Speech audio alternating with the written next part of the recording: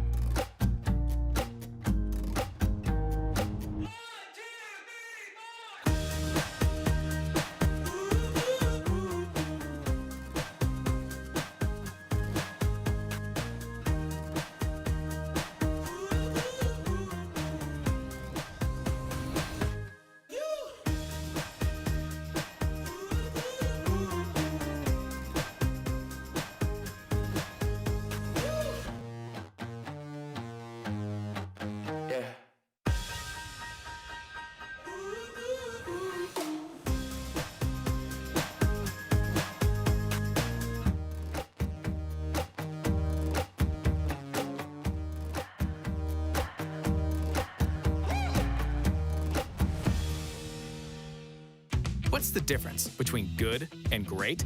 Good tries to get it right every time. Great actually does. With Clip Notes, we save your haircut details so you always get exactly the look you want. Great Clips. It's gonna be great. What's the difference between good and great? Good is when your haircut costs less. Great is when it still meets high standards.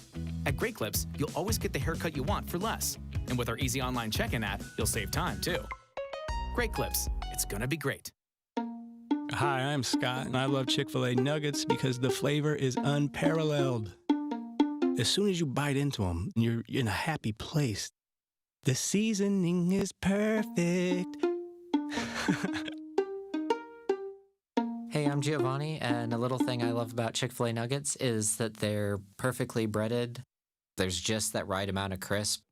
I don't know what they're doing in the kitchen, but it's pure magic.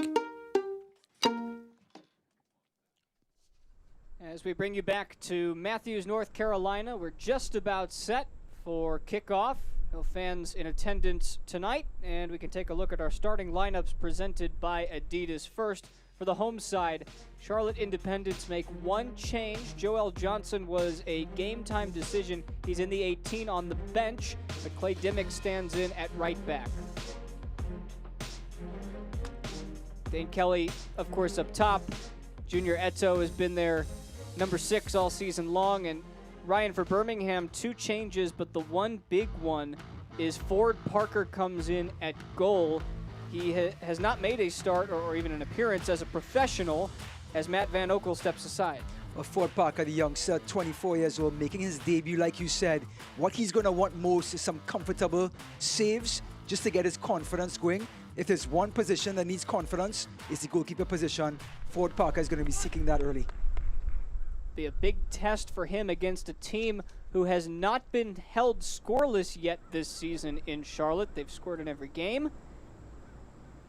Our referee tonight, Sergey Tomayanchuk, and we are underway at the Sportsplex at Matthews, Charlotte and Birmingham.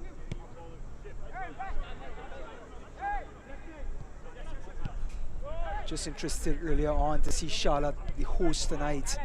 Usually more of a consolidated group, play with a slower rhythm. One of the things we talked about before the match is let's see how they create some tempo here and try and get a goal early. Dimmick gets an early touch and wins the throw. See how far back Enzo Martinez drops with the team in defense. Very colorful collection of players on the field tonight. Charlotte in the blue, Birmingham in the red.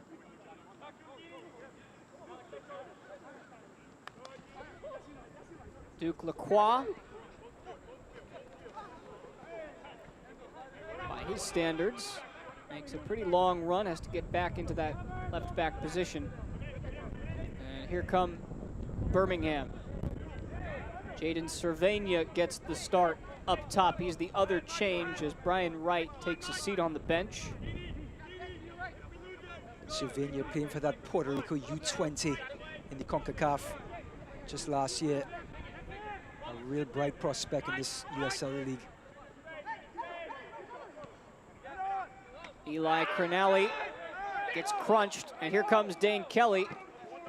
Didn't have much support with him.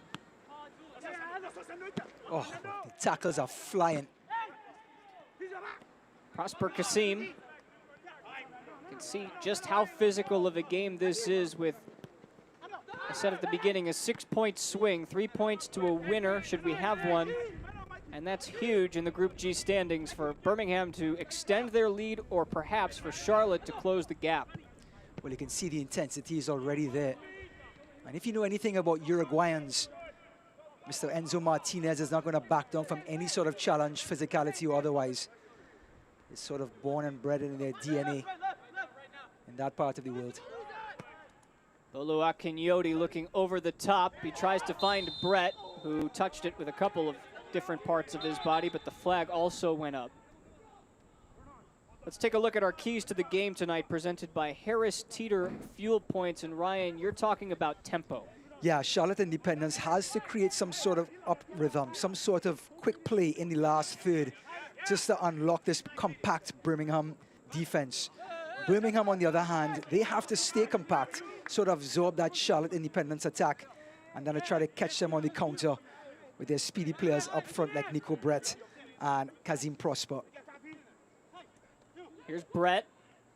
Tries to turn inside. Mond clears it.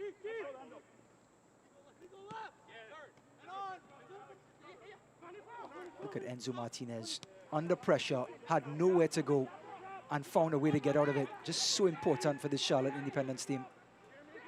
Luke Hawkinson up the left side. Overlapping run, Lacroix.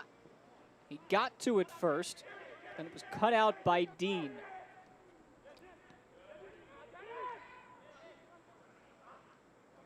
Here's Johnny Dean. Lovely turn.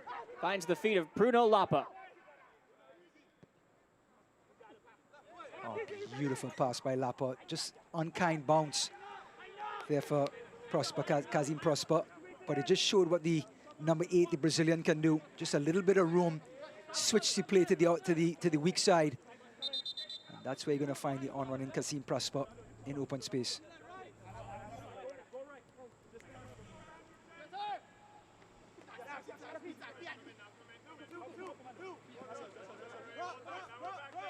You said Charlotte will have to work in this game without really having the majority of the possession. They only had 40% possession in their 1-0 win on Wednesday at home against North Carolina. They're used to it.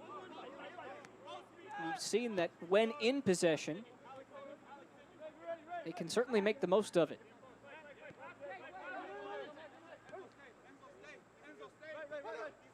We spoke to Charlotte's coach, Mike Jeffries, this week, and he said with the amount of games they've been playing, they don't want to get into a track meet with Birmingham. And you can see them sitting back compact here in their own half. Dean's service in. Roberts heads it up. Now Martinez again, always seems to be around the ball.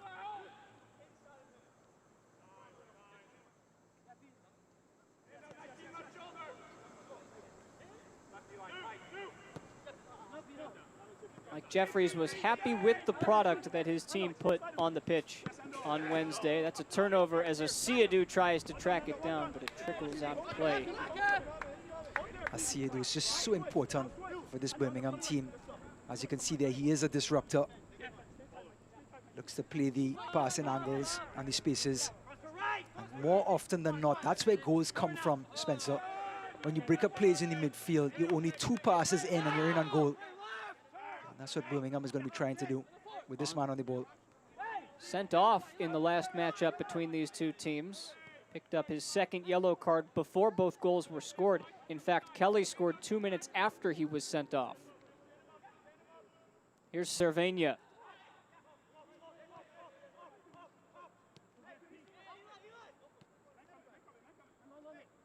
Oh, beautiful. Just a little hesitation bought him some time. Asiadu seeing where the pressure is coming from, turning away from it.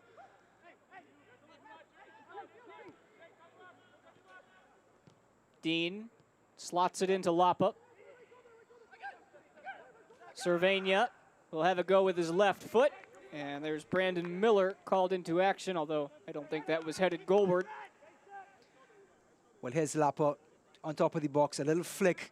And Cervenia using his left foot this time, a low drive. But Miller, in the kind of form he is, just got down easily and picked that one up. Birmingham native Cervenia, first ever Legion Academy signing, getting the start today. Has appeared in every game so far this year.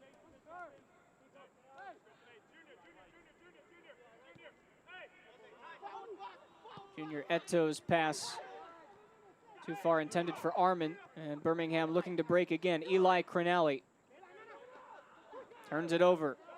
Now Martinez will try to come the other way.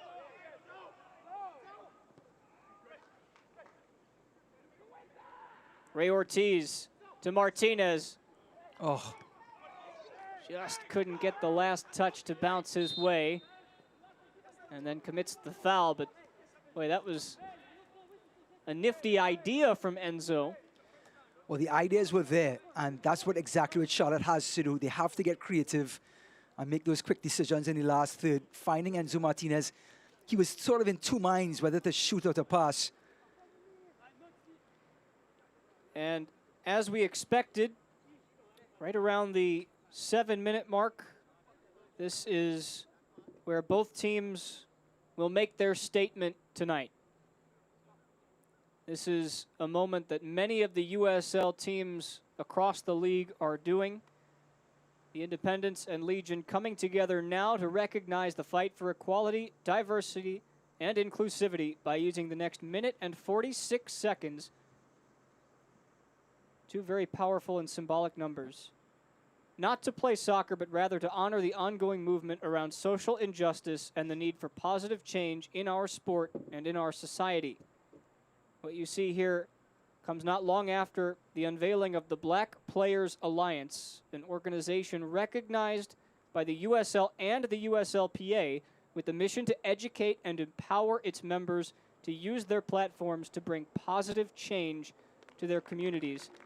And the Black Players Alliance issued a statement saying, we want to create consistent dialogue with the clubs, league, and communities we serve in order to create more diverse environments.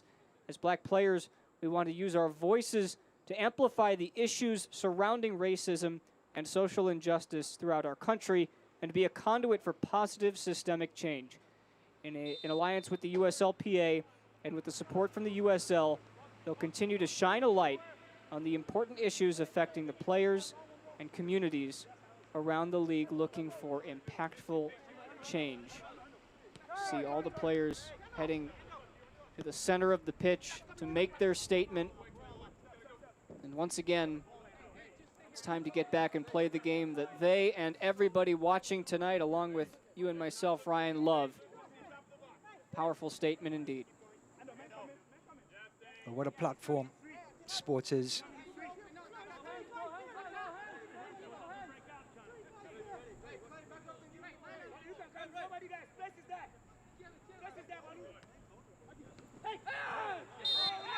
Back to action, and Charlotte have now put themselves in a precarious spot with a set piece right next to the corner flag and a chance for Birmingham to service one into the box. Well, Enzo Martinez is pleading his case, saying he did not touch him.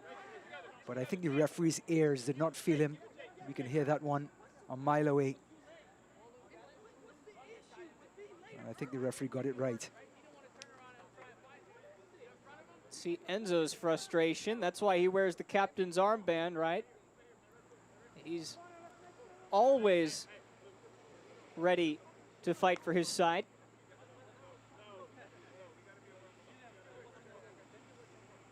Kasim stands over the ball.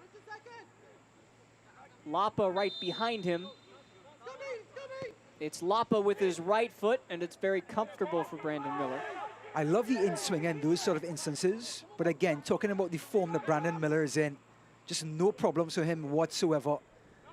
Just goes up with confidence and snuffs it out and just takes all the pressure off his back foot. He's averaging 5 saves per game this season, and we need to take a look at tonight's injury report brought to you by Novant Health. Across the country, healthcare heroes are working every day on the front lines on the fight against COVID-19. Please join everyone at the Charlotte Independence, giving them a round of applause. No injuries for Charlotte tonight, as expected for Birmingham. And the first touch of the ball at his feet, Ford Parker. Well, look at the change of tempo in Charlotte there, now pressing high, picking their battles of when to go forward and when not to. Armin looking for Ortiz. Headed away by Lopez, now Asiadu. Brilliant ball handling by Asiadu, taking the pressure off his team, turning away from the pressure.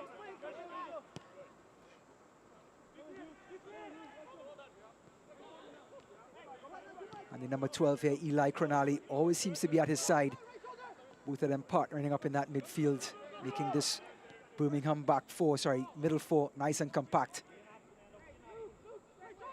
Team of the week, Cronelli, 2 weeks ago. Here's Dean, a chance to send one in. It's whipped across the face of goal, nobody there to greet it, and out for a Charlotte throw.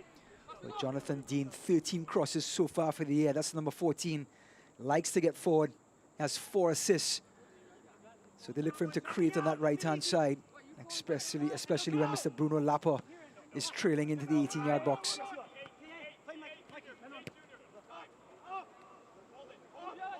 This is older brother Alex Cronelli, who turned 26 on Thursday.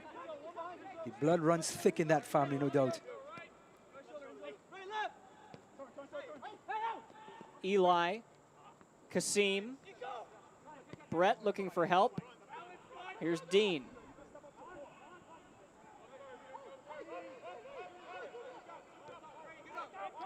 Good defense by Charlotte. Just getting right up into Dean's sort of wheelhouse. Couldn't swing the cross in, making Birmingham retreat, but here's a space here. Oh. Closed down by Martinez very quickly. You can hear the tackle, Spencer. Enzo Martinez not backing off tonight or any night. Space for Cronali.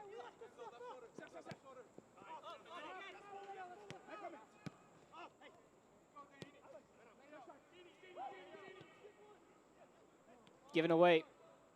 And one right back by Dean. Well done.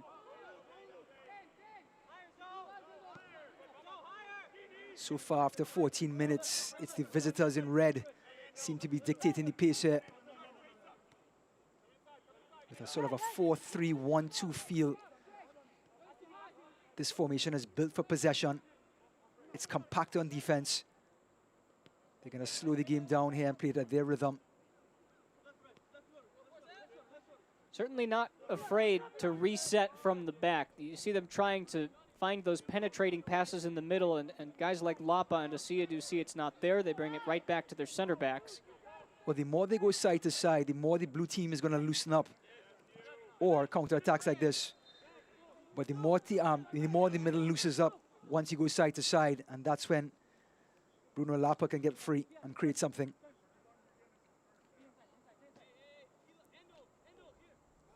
Fans, make sure to tune into ESPN Plus for the next home game, Saturday, September 5th, against intrastate rivals North Carolina FC. The match will be presented by Chick-fil-A and the Charlotte area owner-operators. Kickoff 7 p.m. Oh, good defense by Birmingham. Just corralling the number 7, Ray Ortiz.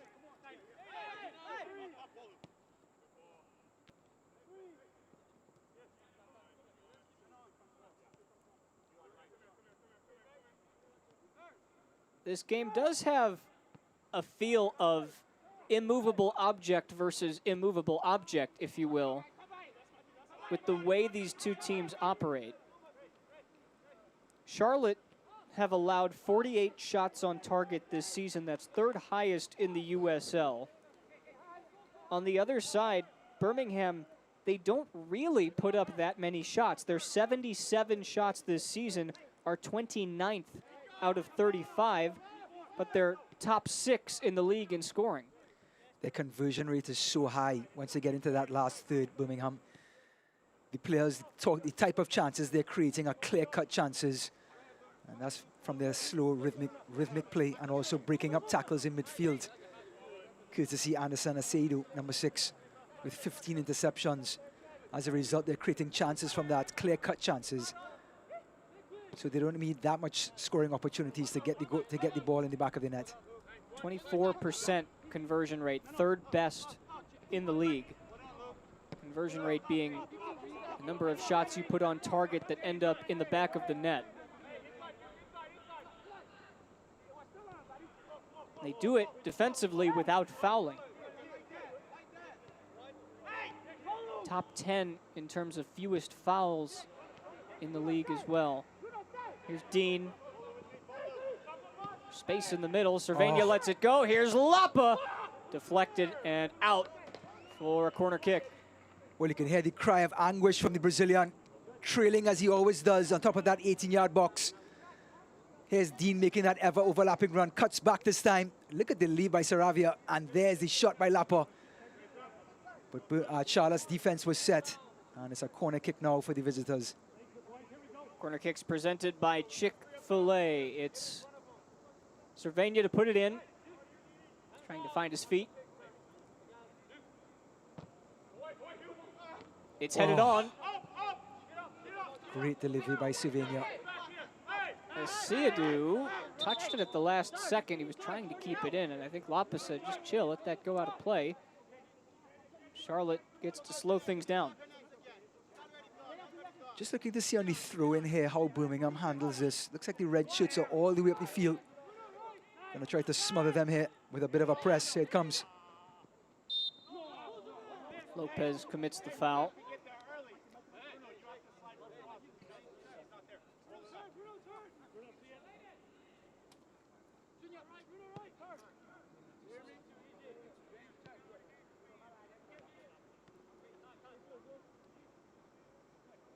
Birmingham led by Tom Sohn, who is, of course, the first and only coach thus far in Legion history, was announced in August of 2018 before last year's inaugural season.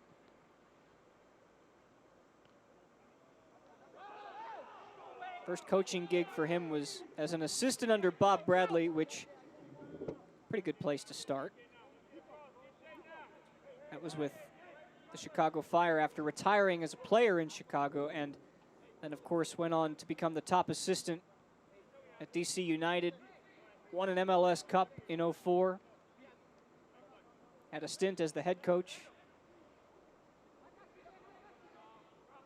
Definitely a decorated soldier on the sidelines. What a man to lead this group. Two different stints for Son as an MLS head coach, the other one being on an interim basis with New England.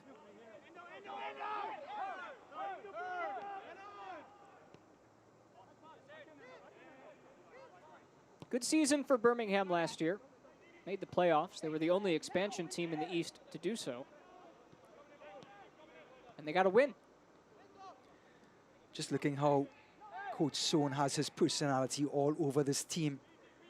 He talked about staying compact, staying disciplined.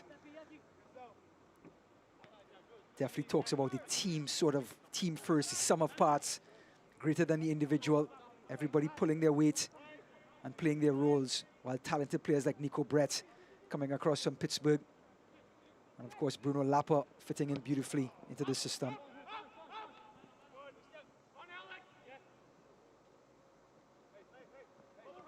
Oh, beautiful by Martinez. Just looking for a blue jersey. He found one. It's Hawkinson.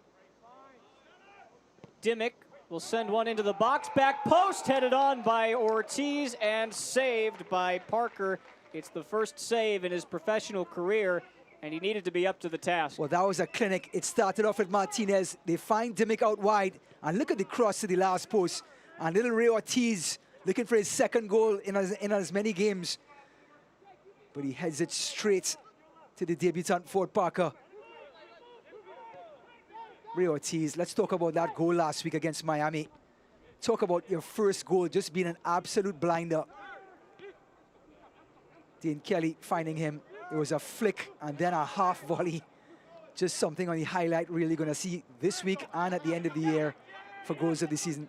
You want to see that goal? You can check it out at halftime when Devin Kerr gives you this week's edition of The Dish. So that was our official tease for this first half.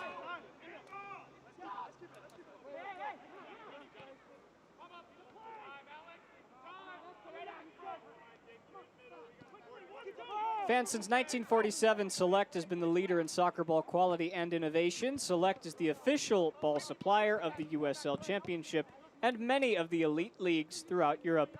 For the latest Select products and special offers, please visit selectsportamerica.com. Here's Kasim. Prosper Kasim working into the box, cuts it back. Cervania got a toenail to it, but that's all. Well, every time Charlotte compacts the field and Birmingham switches it, Prosper Kasim comes in there out of the wide left side and has oodles of room to work with.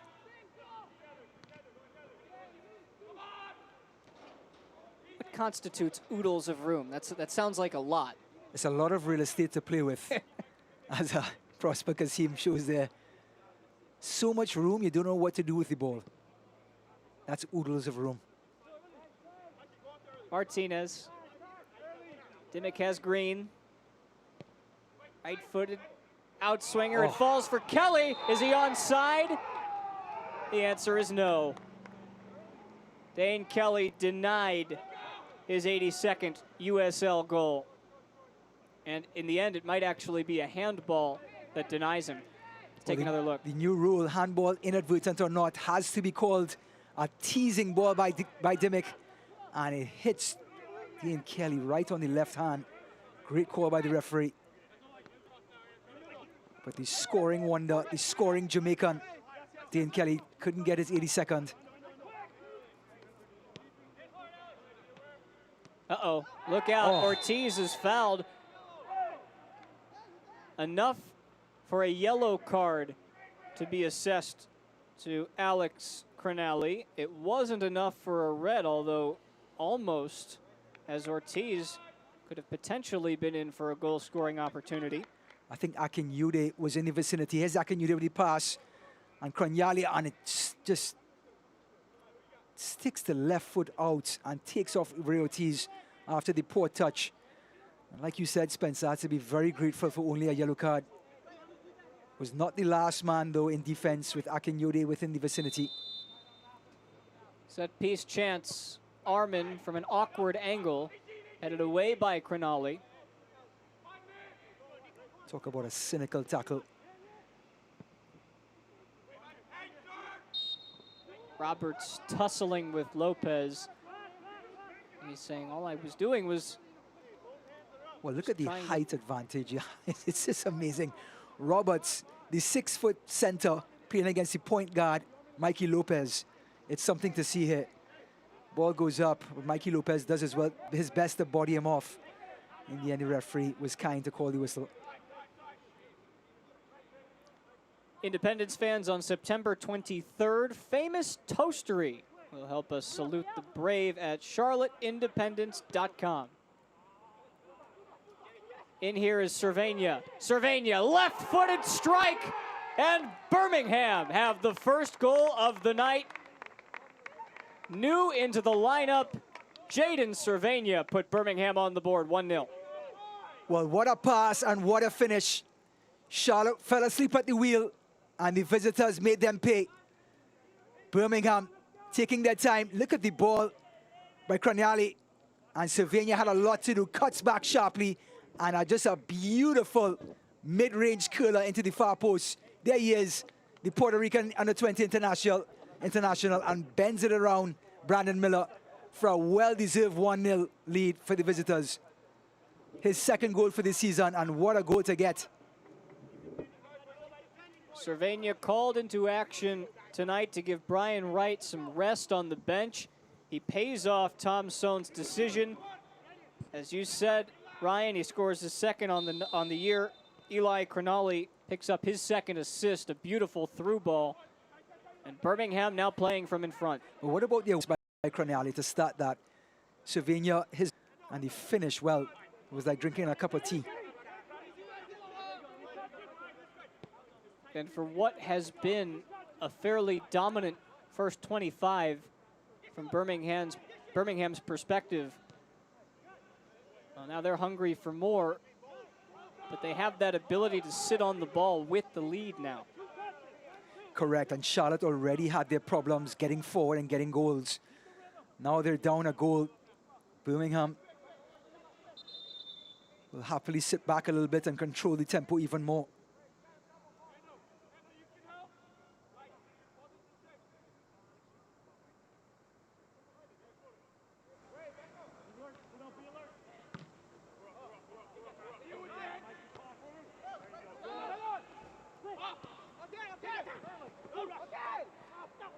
Martinez. Great pressure by Martinez. Closing down Akinyode. The men in red, though, able to keep it in the end. Number 19, the Uruguayan, leads from in front, putting the pressure on all the way from a deep-lying midfield role. Kelly has had a hard time holding up play so far. Here's Lapa. Dean surges forward.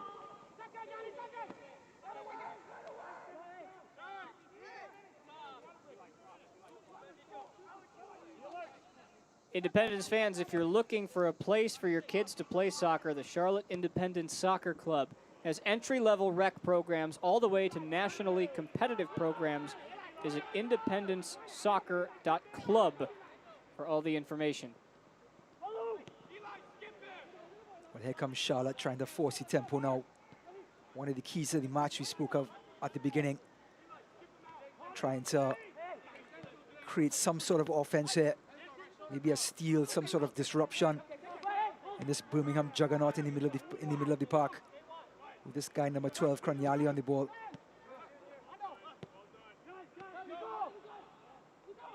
Right now, the ball just seems to elude the Charlotte players. Every time they get a chance, a touch falls back to somebody in red. Full credit to Birmingham, though. When they make their passes, it's away from the blue shirt. So yes, you can get a touch, but a touch is all you're going to get. Never going to get full control of the pass or a full interception.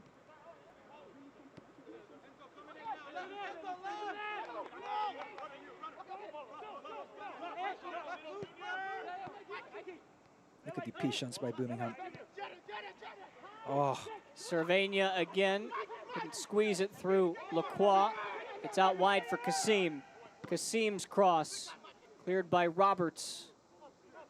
Back into the box it goes. There was contact, but not enough, says Sergei Demayanchuk. well, Prosper Kasim always finding some room on that left-hand side. Swings it in, and Nico Brett, the number 11, another Jamaican on the other end this time, looking for the penalty call, but the referee having nothing of it.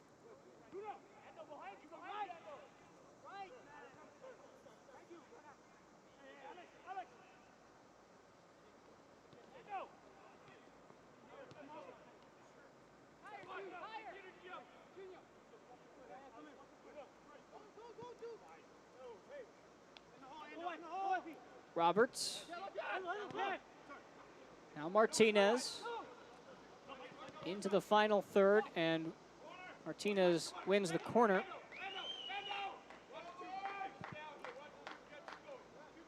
Folks, be ready at the first hydration break. We'll have our next edition of Crossing into the Box for you tonight. Give you a chance to win a prize, a shout out, whatever it may be, but we're going to have some fun during our hydration break. Try to get you 3 different clues.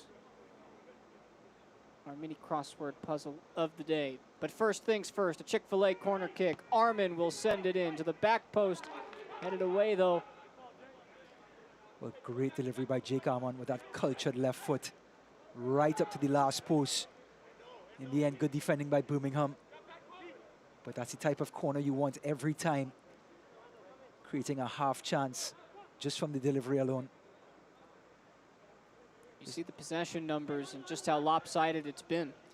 You know, we talked about Charlotte playing the host and creating some tempo, but Birmingham were the ones coming in here and dictating the pace. 59%. Staggering.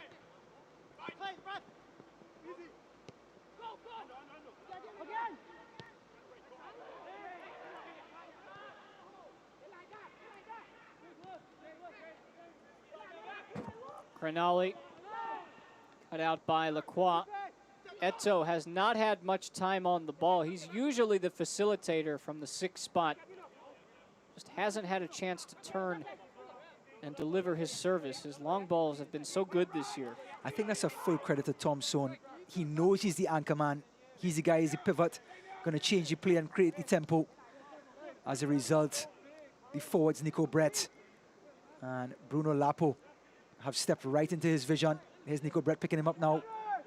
Eto makes a forward run, gets past the first line of defense, and then found Kelly's back heel.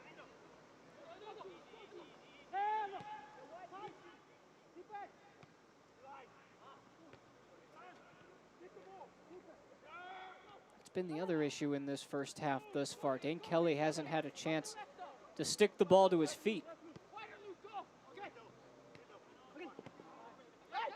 Lopez. Look at the movement by Birmingham. Look at this. Beautiful. Again, Lopez.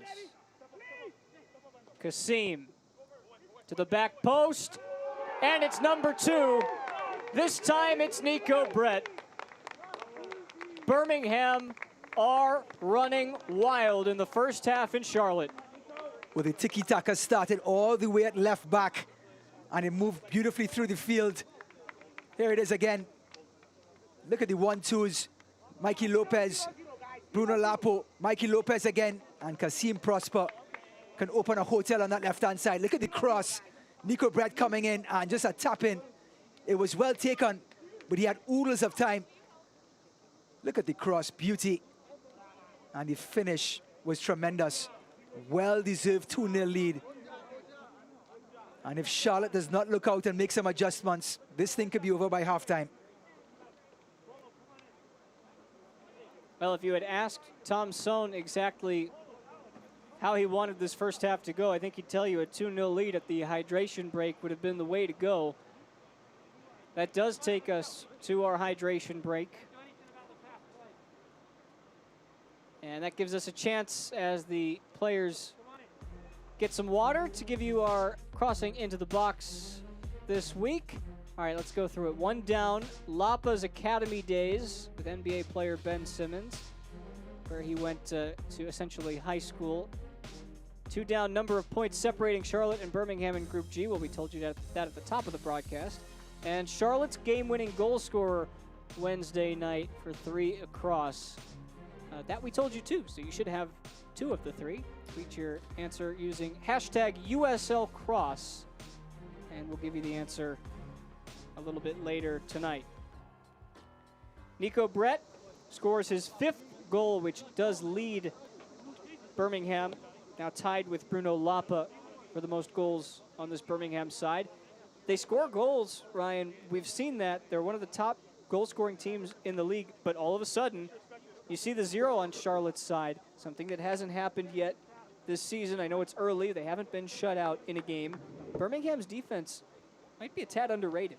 Correct, and that all starts with the 3 in front of the back 4 as well. We look at the back 4 and we give them credit, but let's remember, defense starts from the forward line all the way to the back, and they stay so compact that it takes a lot of pressure off of the center backs back there. Players like number 12, Corniali, and the number 6, Anderson Acedo, they protect the center backs so well, and as a result, makes this Birmingham backline look so good. Birmingham last year had a stretch of 624 minutes over the course of 8 games without allowing a goal. That was the best stretch in the USL last season. They went 6 straight games without allowing a goal during the summer. And that just works wonders for the guys on top as well, knowing that if they just get 1 goal, the team can get a result. And you're always playing the game when the game is either level or you're on top. Great run made by Lapa, Bruno Lapa, searching for creativity.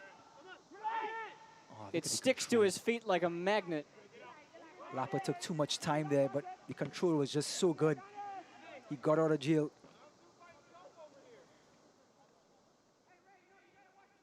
Trying to find number 24, Dean. Talk about his 4 assists already this year, coming from that right-hand side.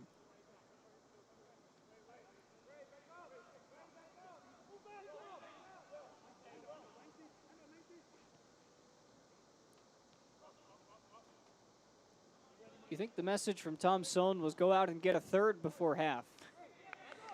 Don't change a thing. That's exactly what he said. Keep the tempo, keep the rhythm going. Do not back off. There's blood in the water here, and Birmingham knows it. Cervania backed into a corner, and he nearly Houdini'd his way out of it. Well, at 19 years old, the confidence of this youth, number 17, Cervania, it is unbounding. He's taking the ball wherever he wants and dictating the game. Martinez was floored and somehow maintained possession. That low center of gravity by the Uruguayan just bounces right back up and maintains possession. Hawkinson has Dimmick on the overlap with space in the box. Clay Dimmick to the back post. Ortiz, Armin, left-footed, and just high. Good action, though, from Charlotte. Poetry in motion by Blue. It starts with Dimmick. He gets it back. Here it comes. Lovely little flick inside. And look at the chip finding Ray Ortiz again in the back post. And he lays it back for Arden, number 4. And he has a terrific left foot shot on him. Scored a beauty against Miami just a week ago. Yeah, Armin, who scored against Miami on Sunday. Ortiz, who scored the lone goal against North Carolina on Wednesday. Prior to those 2 goals, Charlotte didn't have a goal outside of the box all season. Both of those goals came from beyond the 18. Beautiful strikes as well. And you know, it looks like the referee's having enough of Enzo Martinez's deliberating. He's like, next time, Enzo, call a lawyer.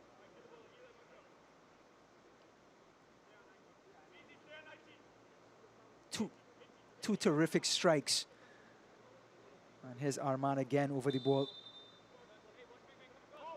6 bodies in the box to aim at. Flicked and saved by Parker. Roberts was so close to making it 2-1. The save was brilliant and the delivery was fantastic. Here's Arman again. A measured ball and Roberts getting up. Great flick on, great save. The entire sequence was flawless from both teams. And what about Ford Parker making another save in his debut match? Ortiz will try one, looking for Roberts. Eto'o will reset. And Lacroix missed his pass. One of the things Mike Jeffries did talk about during the week was how involved Hugh Roberts is going to be on all set-piece opportunities. We've seen that so far. Fans, if you're coming to town, make sure that you visit the Hyatt Place downtown. It's the perfect place to stay. Located in Uptown Charlotte, you'll find plenty of dining and entertainment for your pre- and post-game festivities. Oh, quick throw in. Kelly surrounded by Birmingham players. Martinez turns, and instead, he'll be frustrated by the foul called against Eto'o. Well, the hard man in the middle, Eto'o, crunching in on the Brazilian. Just a desperate tackle, but he got all ball. And the referee was right on top of it and calling in favor and not in favor of Eto'o. Appa sees Kasim to his left. He slots him in beautifully. Prosper Kasim gets a second bite. It's a great interception by the Birmingham backline. Oh, look at this guy. Can turn on a dime. 4 red shirts corral him, no problem. And the blue shirt comes out of it. And Tom Soon can't believe his eyes. It's like he was covered in petroleum jelly. Red petroleum jelly.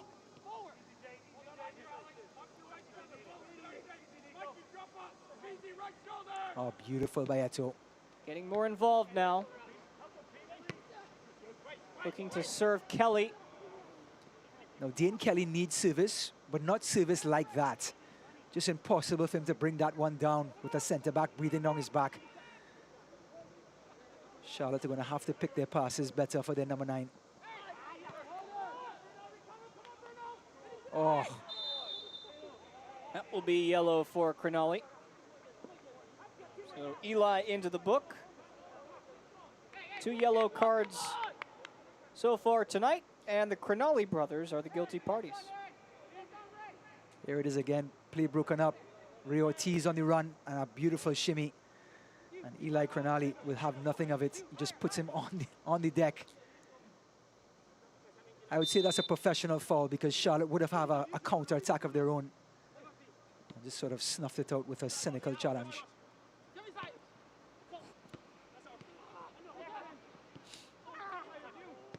Given away cheaply. Martinez runs into the Asiadu brick wall and wins it back. Look at him with the ball at his feet. So crafty. Martinez wins the free kick. And he's chirping at the referee again, and here comes the referee. It is, yep. But he is impossible to dispossess, as Kasim has just found out. Team leading 9 assists last year for Enzo Martinez, top 10 in the USL. Now, He and Arman stand over it. I know Martinez wants to take this one, but Jake Arman's left foot is definitely a better angle. Here he comes. Left for Arman, headed by Roberts, and just wide. Roberts is shaken up in the process. Yet another teasing delivery, and Hugh Roberts getting the worst of that one. Might have been friendly fire with Hawkinson. There it is, yep, Hawkinson's forearm. Let's see it again here. He goes up, lands, looks like his rear end caught Hugh Roberts' top end. Fans, we've got great deals on fan gear right now at charlotteindependence.com. We're taking your orders for Independence face masks that protect you and show everyone who you're cheering for.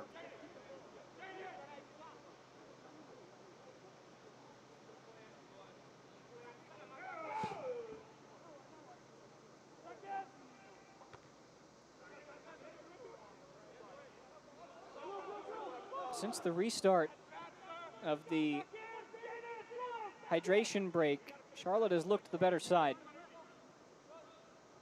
But it's Birmingham who lead by 2 on the goals by the front men, Nico Brett and Jaden Cervania. And now a chance for a third. Kasim into the box. Asiadu wins it back. Oh, Asiadu again just breaking up a play. Came into this game number 6 on the left-hand side, the bottom of your screen, with 15 interceptions. And it's just such a disruptor. Causes fits for the opposition. As we see 2 minutes of injury time to be played before the half.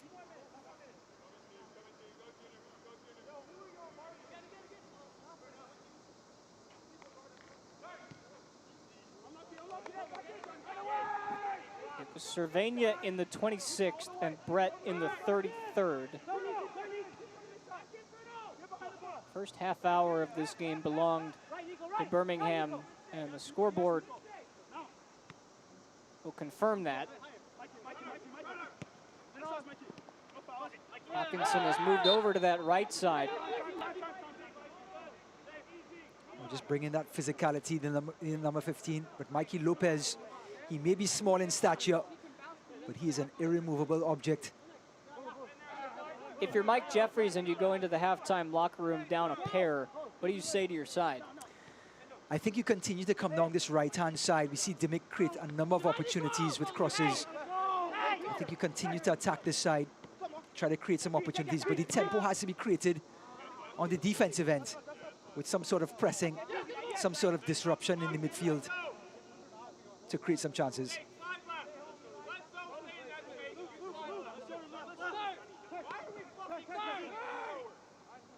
"30 seconds to try and make something happen before the halftime whistle."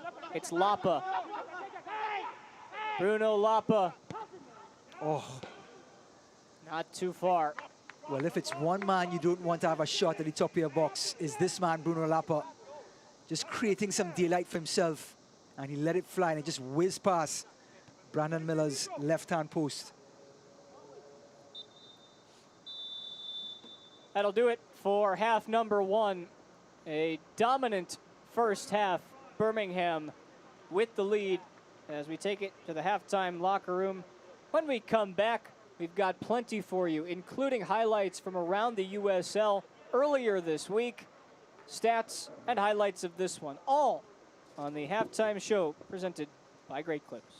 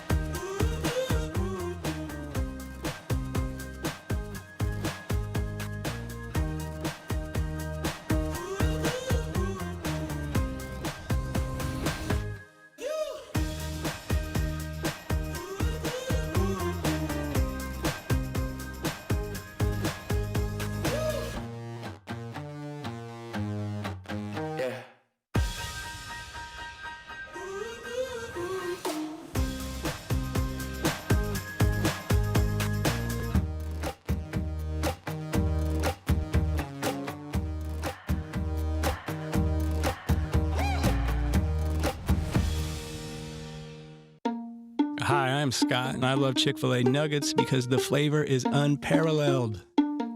As soon as you bite into them, you're in a happy place. The seasoning is perfect. Hey, I'm Giovanni, and a little thing I love about Chick-fil-A nuggets is that they're perfectly breaded. There's just that right amount of crisp. I don't know what they're doing in the kitchen, but it's pure magic.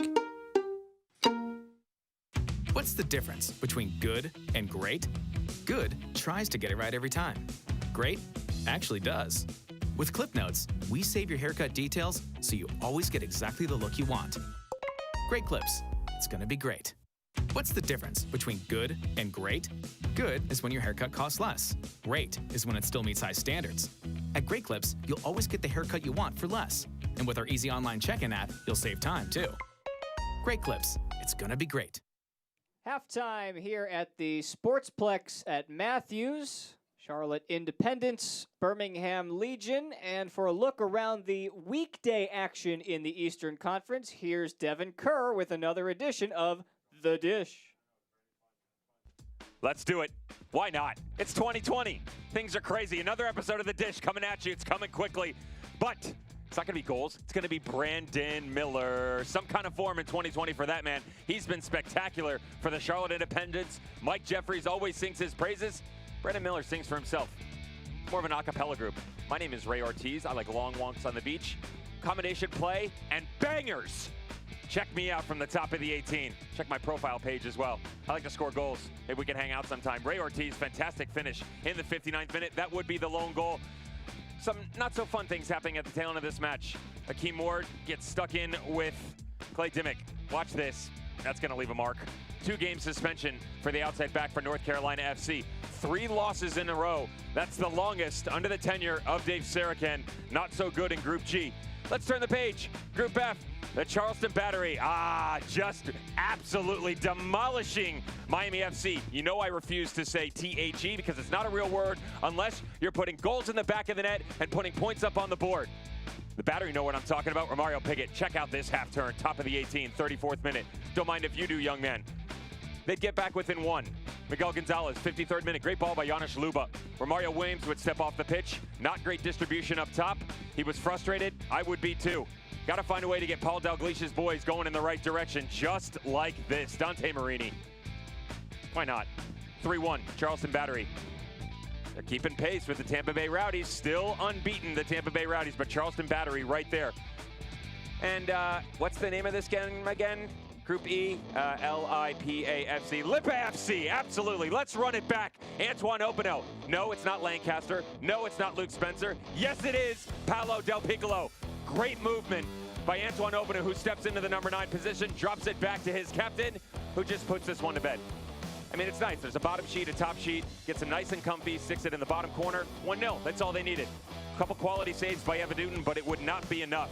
The story is the fact that they are 4-1-4. Is it a rivalry if in 9 games you only have 1 win? I'm still trying to figure that one out, and I did get the addition and mathematics, subtraction, ties, whatever. I got it right. 4-1-4. Louisville FC. Good stuff. Pittsburgh Riverhounds. 3-0. Canardo Forbes goes down. No problem. My name's Ryan James. Ray Ortiz likes scoring bangers. I'm just clinical. Far post. Fantastic stuff from Ryan James. Inside 11 minutes. Again, Canardo Forbes goes out in the opening 5. You thought maybe their heads are going to drop. Maybe their heads are going to roll. Mondonda comes off the line. And Danny Griffin. Ryan James with the brace. By the way, scores 2 goals in this game. Only had 2 goals in an entire career coming in. Riverhounds to the top, Group F. The United Soccer League and its 47th championship in League One clubs stand united in support of diversity, inclusivity, equality, and compassion. Together, we can make a difference. Together, we can create change. Together, we are united against racism.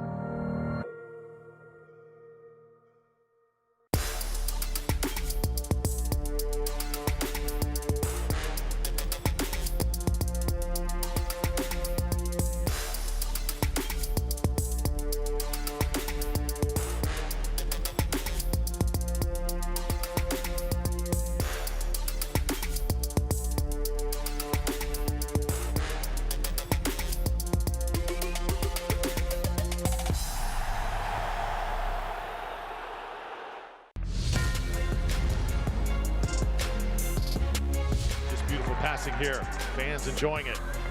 Touch now, and the Rowdies attacking, shooting, and scoring!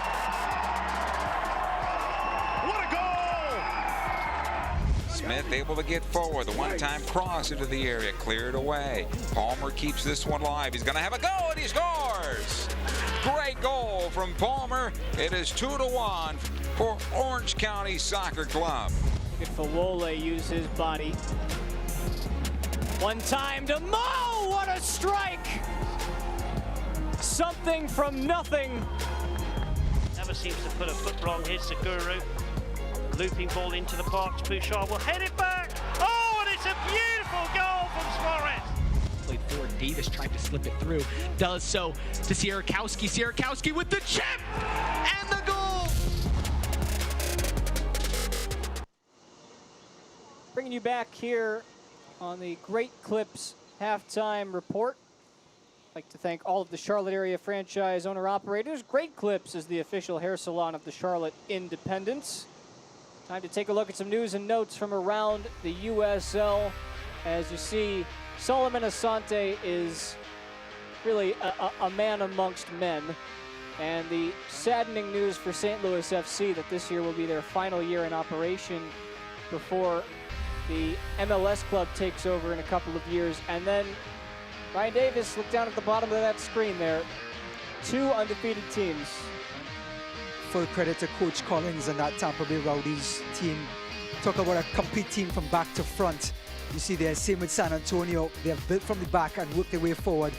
And it's no surprise that those 2 are the last 2 standing. How about some scores from around the league brought to you by Da Vinci Jets. See, I'm looking right now at the 3-1 lashing that New York is putting on Loudoun so far. Speaking of lashings, boy, Pittsburgh, they took Hartford out back and just disposed of them. It really made it look easy. You know, when you have a quality team like Pittsburgh, they are capable of busting out in big leads like this. And Hartford was on the wrong end of it. Other games just getting underway right now, which means once our game is over, you can check the second half of those games because we've got USL action on Saturday night all night long. When we come back, first half highlights and more here on the Halftime Report.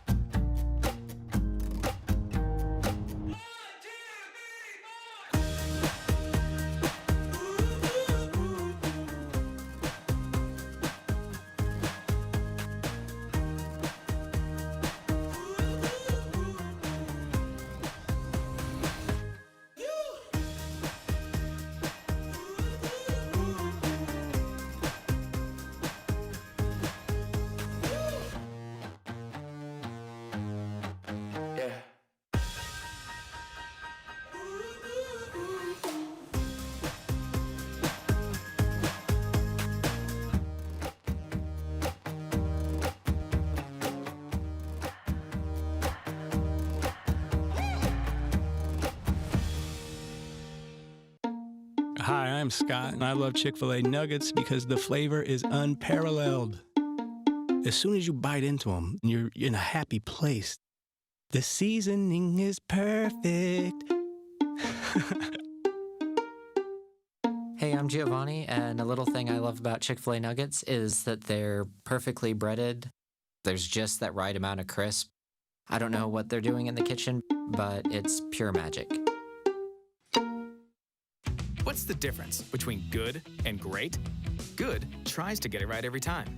Great actually does. With Clip Notes, we save your haircut details so you always get exactly the look you want. Great Clips. It's gonna be great. What's the difference between good and great? Good is when your haircut costs less. Great is when it still meets high standards. At Great Clips, you'll always get the haircut you want for less. And with our easy online check-in app, you'll save time too. Great Clips. It's gonna be great. Welcome you back to the Halftime Report. During this time in our community, we'd like to thank the frontline workers at Harris Teeter for keeping our family and team fed. And Ryan Davis, let's take a look at what happened in the first half to get us to this 2-0 score. Charlotte, Birmingham for the third time this season.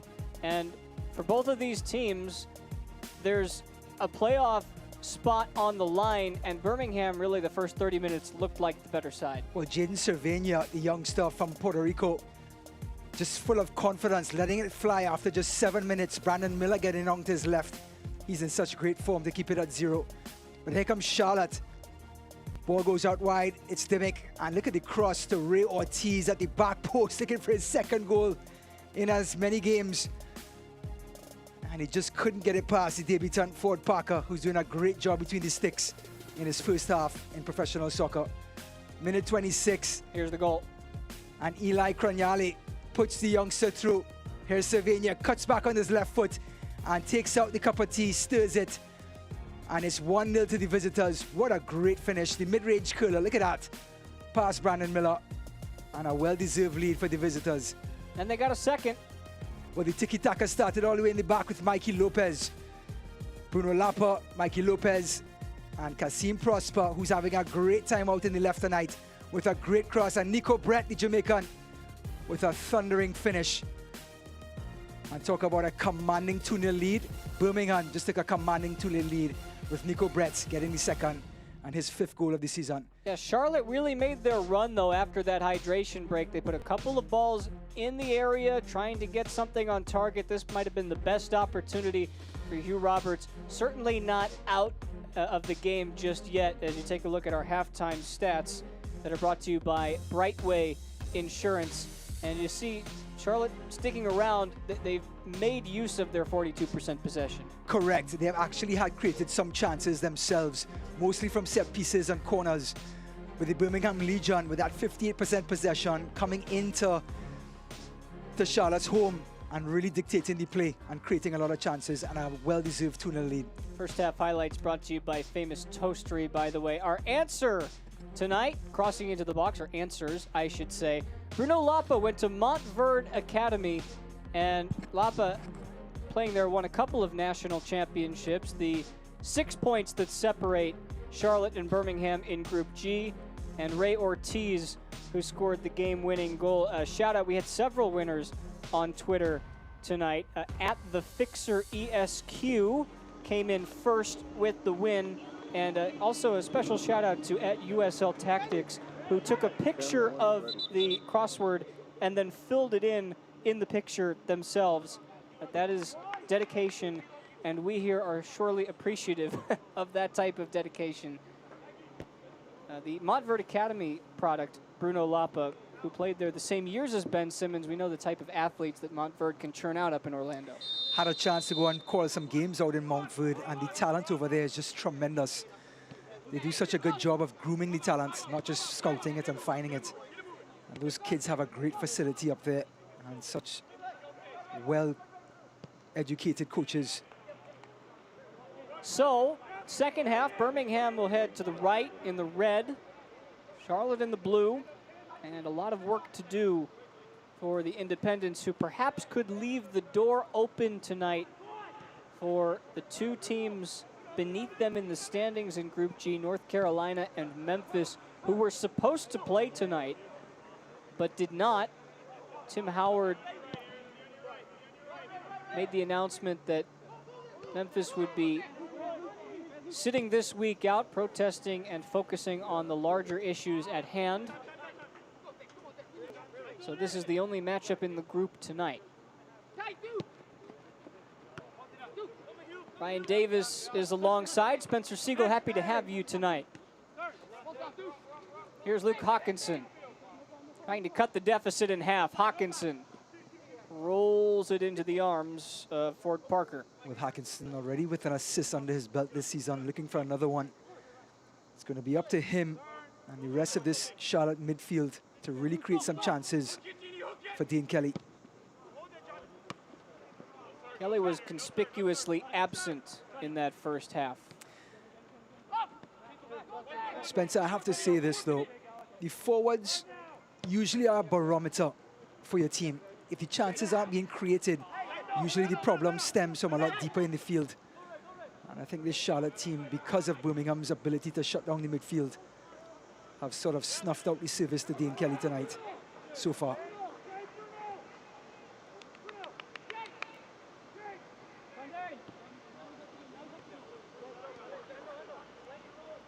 Charlotte should expect to see a little more of the ball in the second half with their 2-0 deficit at hand.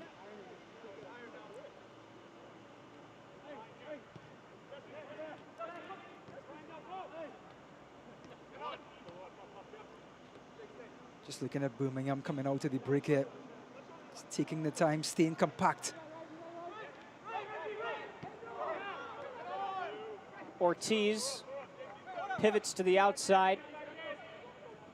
Sends it wide for Hawkinson, or rather Dimmick, who made one move and then lost possession.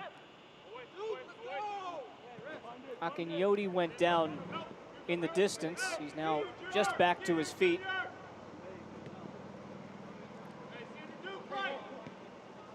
Here's Nico Brett, such a versatile forward.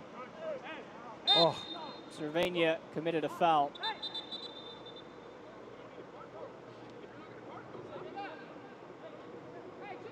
just going back to Nico Brett. Looks like the referee's warning the youngster, Cervenia, that once the whistle blows, do not continue playing. But Nico Brett pulling out wide and creating room for his fellow striker and playing a lovely ball through. Just shows how dangerous this front two can be. Look out, here comes Lapa. Oh. Lapa flicks it up for Brett. It's an outstanding combination and a winning combination at that. Bruno Lapa to Nico Brett, and it's 3-0 Birmingham. Well, I'm already I'm gonna bid this one for one of the goals of the season. The Brazilian Bruno Lapa with an audacious little flick to the Jamaican. And Nico Brett just put this thing to bed. The steal by Cervenia. And here's Bruno Lapa being patient, looking for the runners. Sees Nico Brett, 4 blue shirts, and says, no problem, the little dink. And what about that for a left foot volley? Brett did not ask for permission. The ball was up in the air, and he just let it fly. Knew exactly where the goal was. Just a poacher's strike. And the number 11 has goal number 6. And more importantly, goal number 3 for Birmingham. Bruno Lapa just assisted Nico Brett to allow Nico to become the team's leading goal scorer. Lapa had 5, and that is a world-class pass from Bruno Lapa. And Birmingham are now hungry for more. Oh. Brett has slipped in once again. Nico Brett saved by Miller.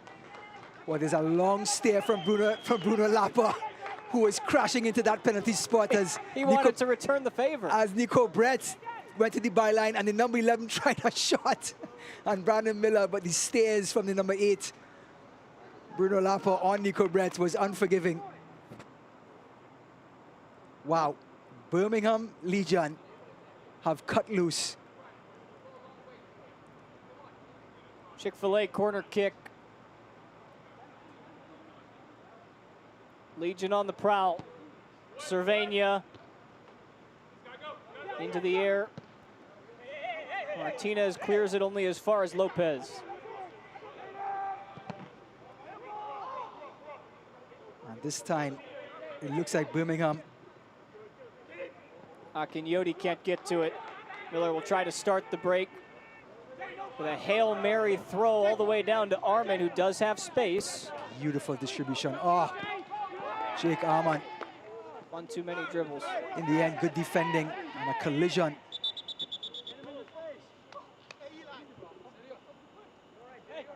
Cervenia is the one down. Cervenia, the forward, tracking all the way back to pick up Arman. It started off with a great distribution by Miller. Look at the long throw. Arman with that left foot cuts back, just gets past Craniale, and Cervenia just took one right in the chops.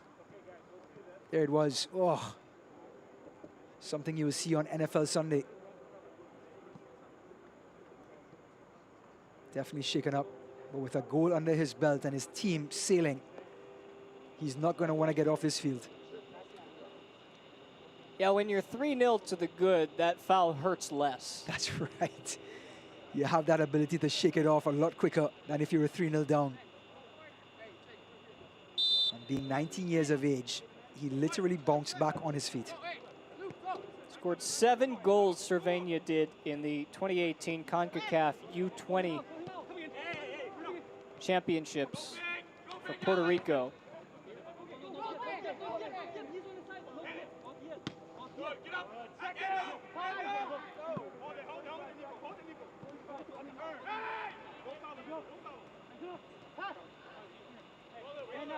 Neto.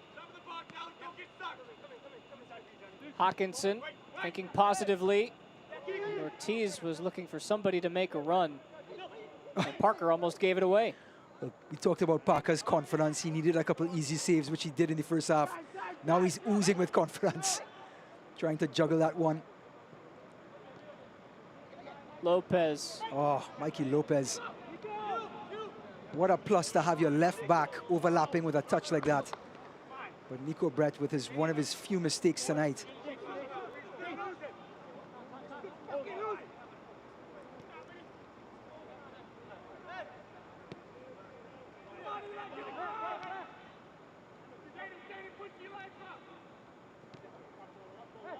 If you're Charlotte Independence, you want to break this thing down into segments.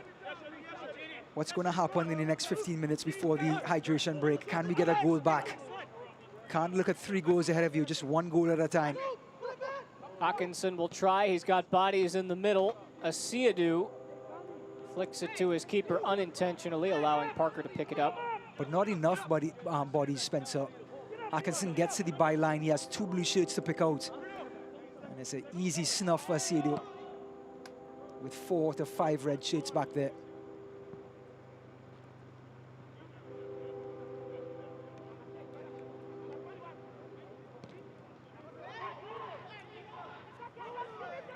Birmingham putting the high press on with a 3-0 lead. Oh. And nearly turning it over. Miller just able to get it to Mon. I love Tom Sohn, and I love his idea of football. Don't ever change.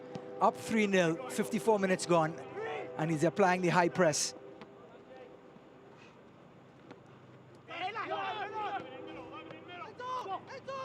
Martinez couldn't find Hawkinson. And here come Birmingham again. Kasim looking for Brett.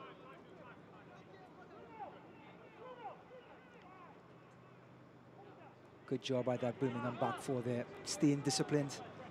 There was no one to pick out. Hence the reason for the errant pass.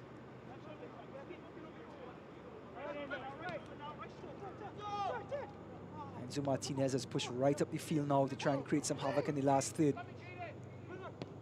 Hawkinson again, and out for a throw. Well, with this compact Birmingham team, Hawkinson is going to have his room out there, but when the delivery comes in, you can bet your bottom dollar that those red shirts are going to be there.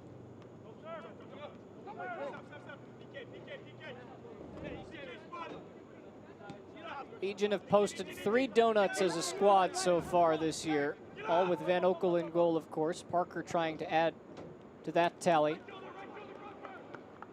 in his first professional start, no less.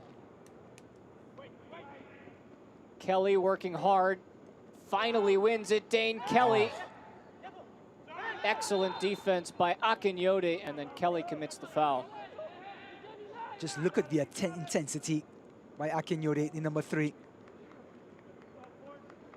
can see the frustration on Kelly's face. This is hard to say, but it's his best opportunity tonight, really. Great turn by Kelly, and look at Akinyode just throwing his body behind the ball. And here it is again with the follow-up with Martinez coming in. Just desperation, even if you're up 3-0. That's just intensity, Spencer. Haven't seen any substitutions yet for either side, so it will be interesting to see what Mike Jeffries especially opts to do here. Down 3-0.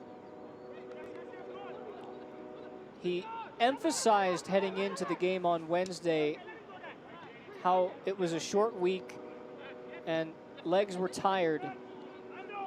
And he chose the same 11 as the Sunday game and then only made 3 substitutions. That's Crinali, and that's red. If there's a second yellow to it, which it is, Eli Crinali has been sent off. Eli Crinali. Well, Tom Sohn is going to lie in his bed and stare at the ceiling for about an hour on this one. Total control. His number 12 is having a great game. Armand gets ahead of him, right in front of the referee. No chance of getting the ball. And he it's knew almost like he forgot that he was on a yellow. he knew right away. He looks, sinks his head down. It's an automatic second yellow, and he's off to the showers, and he's going to miss at least one game. It's the third red card for Birmingham this season, and the second in this series alone. Asiadu sent off the last time these two teams met. With 30 minutes to go, could that be a spark that Charlotte uses? At 3-0 down, you'll take any spark you can get right now if you're Charlotte. But with this Birmingham team being so compact, Charlotte's going to have to find the ways to use that extra man. Ortiz will send it in. He'll go for goal, and Parker on the medium hop will see it into his chest. Well, it's the sort of challenge only a 22-year-old will make. Completely, like you said, Spencer, may have forgotten that he was on a first yellow in that first half. And in the end, he knew right away as he turned around to the referee that his day has ended. You could almost see the expression on his face like, oh no, oh that's right. And you don't get a second stab at that afterwards. Foul's a foul. That's the opening Charlotte was looking for. They've got a huge mountain to climb, though, to get back into it. Ortiz flicks it wide. Dimmick sends it in. Lacroix. Oh, great effort. Blocked by Cervenia. Wasn't a real chance, but at least it was a half a chance for Charlotte. Showing some sort of life in the last third now. Trying to make that extra man count. Pushing those fullbacks up. Lacroix on this side.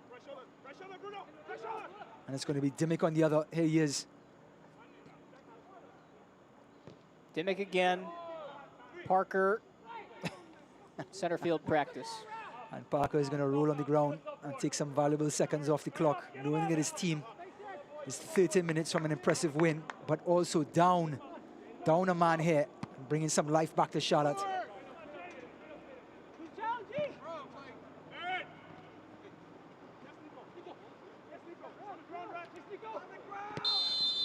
Well, you can hear the cries. You can hear the cries of on the ground. As Mund was on the ground, you're not allowed to tackle when you're down there. Very high chance of injury. As the coaching staff reminded the referee, and the referee thankfully blew the whistle.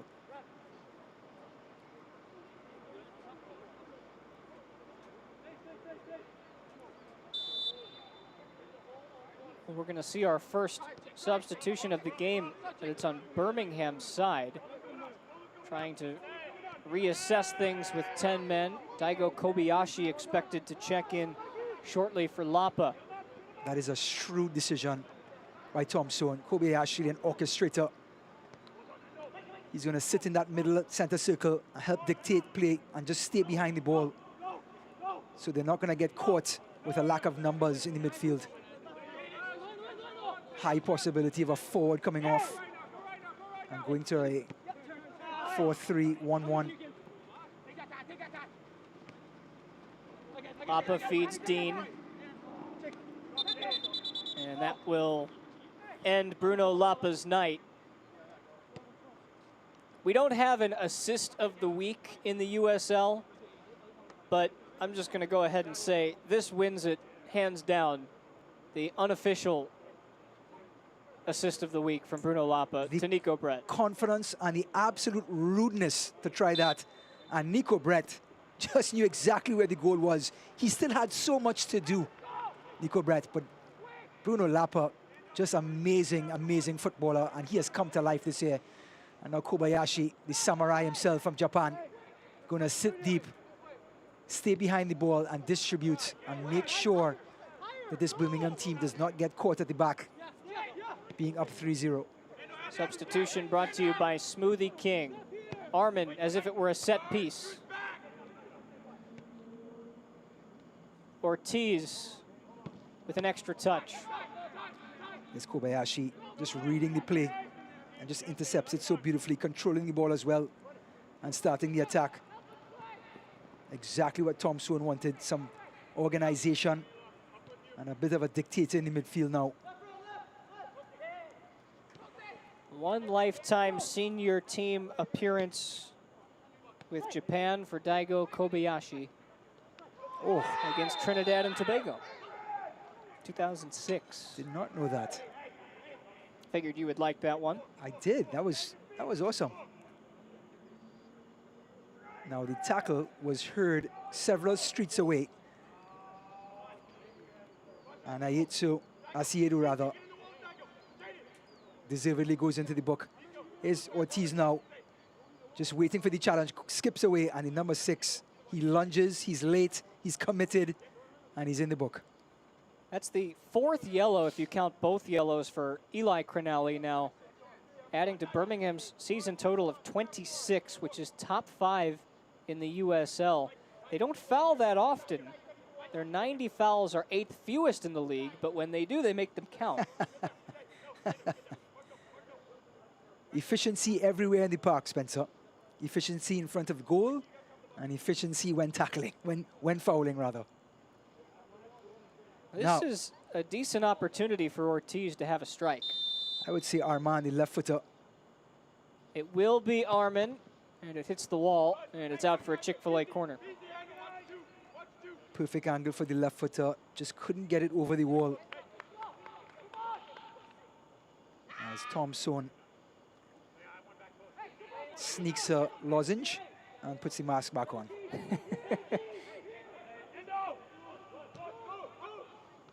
Armin to the back post, headed by Roberts, and it's stopped on the doorstep by Parker. What a save. Well, Ford Parker is going to be dreaming about tonight if the score stays as it is. Great save by the young goalie. Charlotte trying to come fast. Lopez takes no chances. We'll see another Birmingham substitution, which will be the second of their 3 windows, and we haven't yet seen Charlotte make a change. Well, the chances came in the first half of our set pieces. This time it was a cross to the back post, a corner to Hugh Roberts, almost getting Charlotte on the board. As we see Martinez and the coaching staff are asking, how many is Martinez going to be allowed to get away before he gets a card?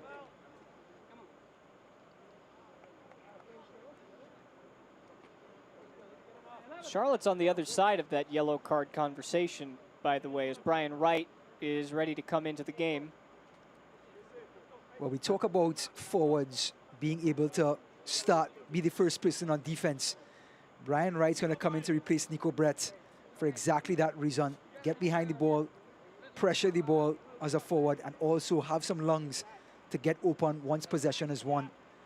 Brian Wright, of course, appeared in every single game so far this season. No exception tonight as Nico Brett gets congratulations and well-deserved. 2 goals tonight, and that second goal will be one who's going to live on in USL infamy.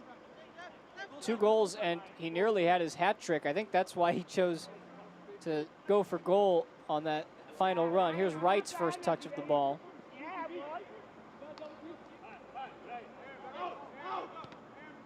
And that is a veteran win of a corner kick. Well, you can see the head sort of drop in Charlotte, cornering the substitute. His first touch of the ball. And like you said, Spencer, a wily veteran move to win the corner. I have a funny feeling the possession count is starting to turn back in the favor of Charlotte. Starting to creep back up into the Blues half of the field. Cervenia headed by Akinyodi, and Miller wants to restart quickly. Type of corner you want a little closer to the 6-yard box. Akinyodi doing his best to get on it on that penalty spot. But no problems for Brandon Miller. Fans, make sure you tune in ESPN Plus. Next home match on Saturday against intrastate rivals North Carolina FC. Match will be presented by Chick-fil-A and the Charlotte area owner-operators. Kickoff next Saturday, 7 p.m.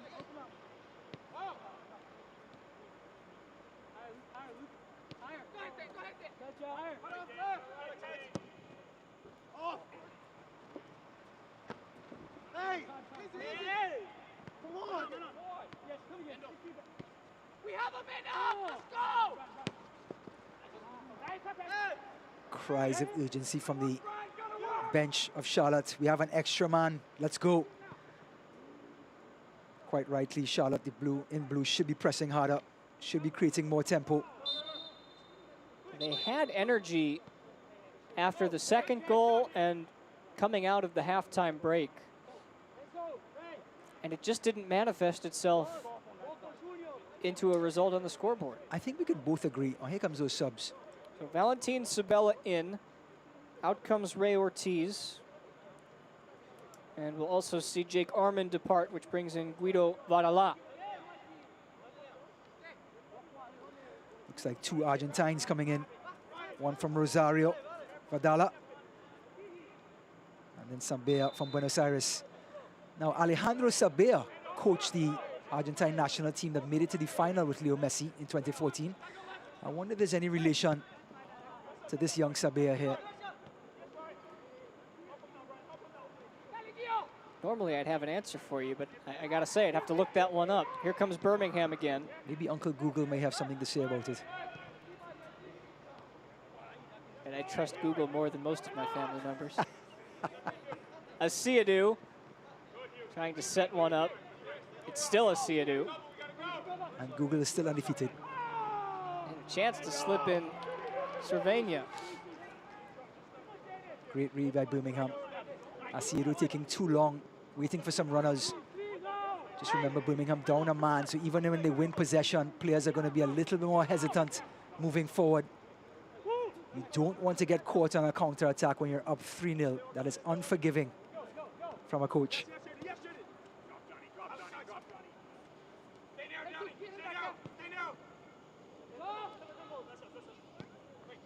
Lacroix headed clear by Akinyoti. Birmingham's defense holds the line. Well, we talked about that compactness from the men in red. So the cross is there, but the red shirts will be there to meet it in the 18-yard box.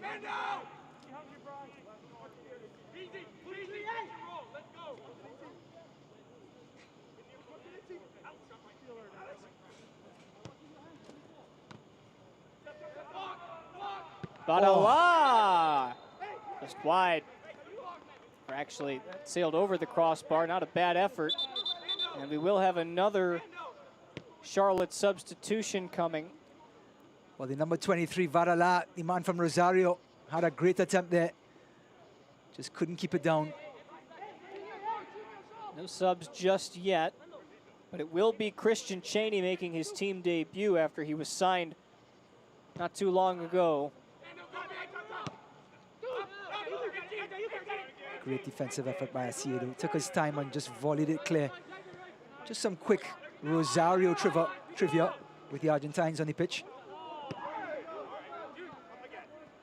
Sabella, the man from Buenos Aires, where Diego Maradona is from, and the man from Rosario, Vidala, where Leo Messi is from. So greatness from where those two guys are born and raised.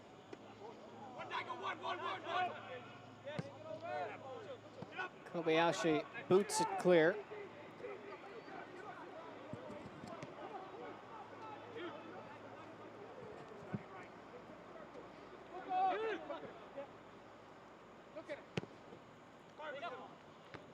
Oh, great flick.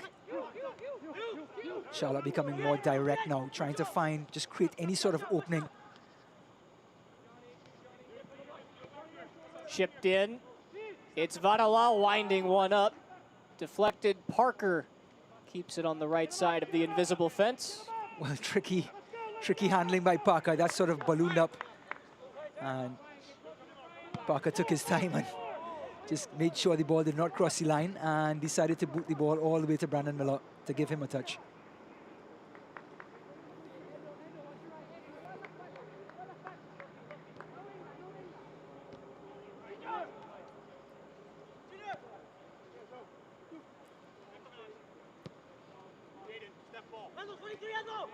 Lacroix. Back to Enzo Martinez. Wright comes all the way back in defense. Fans, don't miss a minute of action in 2020. Sign up today. Get alerts all year long by following your club on ESPN.com. Search for Charlotte Independence or Birmingham Legion, and then click the follow button. It's that simple. Getting the latest news and scores.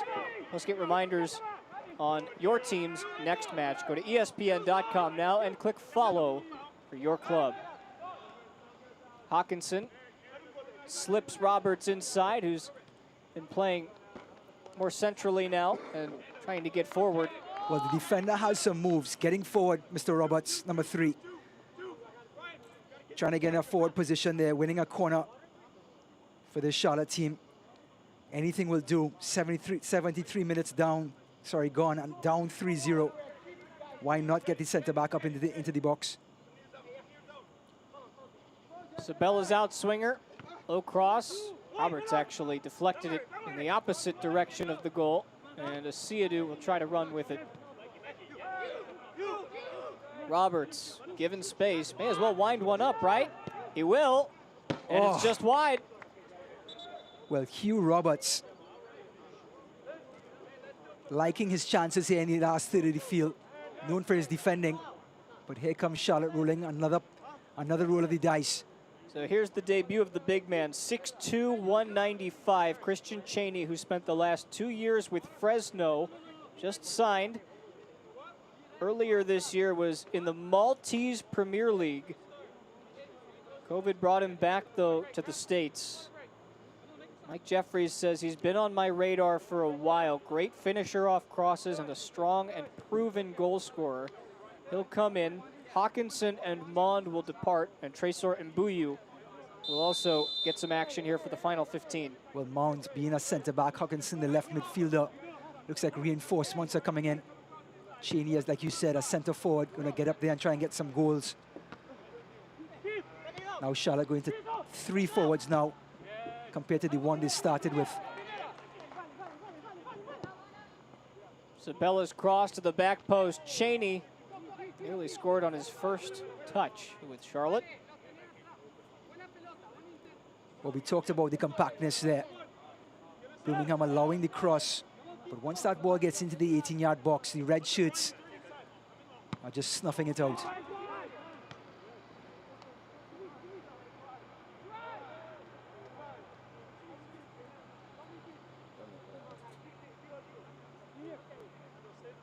It's been a brutal schedule turnaround for Charlotte as of late. Having to play every 3 or 4 days during the month of August. You know, COVID was hard on everyone, so too the sports fixtures.